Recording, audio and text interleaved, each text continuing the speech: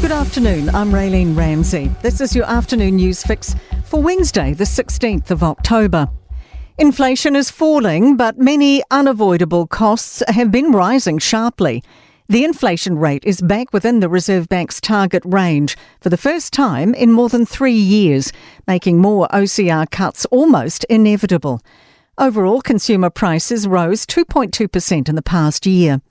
But the Herald's Liam Dan says there's no getting around rents, rates and insurance leaping more than 12%. Non-tradable inflation is still running at about 4.9%. Tough for people with the rents, and there's not much you can do about your rates and insurance.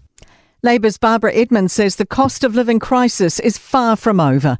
She says if the government wants to claim credit for inflation coming down, it can also own its consequences. They can also claim credit for the 55,000 people that have gone overseas, record net migration, for the higher unemployment, 22,000 more on the unemployment benefit.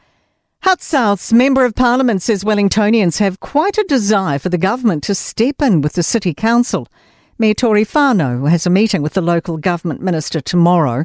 The long-term plan needs revision because the council reversed its decision to sell airport shares, leaving a funding hole.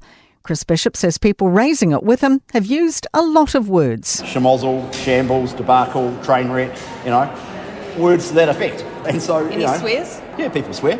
I don't choose to swear because this is a family show. A constitutional law expert says it's unorthodox to claim the Supreme Court's straying into Parliament's domain. Right-wing think tank, the New Zealand Initiative, says the Supreme Court is drifting towards overstepping its role. Otago University law professor Edward Willis says the initiative is reacting to selectively reading court judgments. He says its opinion isn't reflected in the views of those who think about constitutional matters in a considered way. While we might critique individual court decisions on occasion because we want to unpick the reasoning that the court has, a sort of critique on the systemic level is kind of outside of the box. A Palmerston North farmer has been banned from having animals and fined after welfare issues for hundreds of sheep. Alistair Donald Curry had been sentenced on 6 charges following prosecution from MPI. The 65-year-old's 118 sheep had fly strike and about 70 were distressed and in pain. The government's changing Anzac Day laws so the public holiday officially recognises veterans from more recent wars. Political editor Jason Walls has more. At present, the Anzac law doesn't commemorate the contribution New Zealand forces have made in conflicts after 1966. The government's changing that, as, according to Arts, Culture and Heritage Minister Paul Goldsmith, it's time the law catches up with public sentiment. The Anzac Day Amendment Bill is expected to be introduced into the House before Anzac Day next year, and will pass in time for Anzac Day 2026.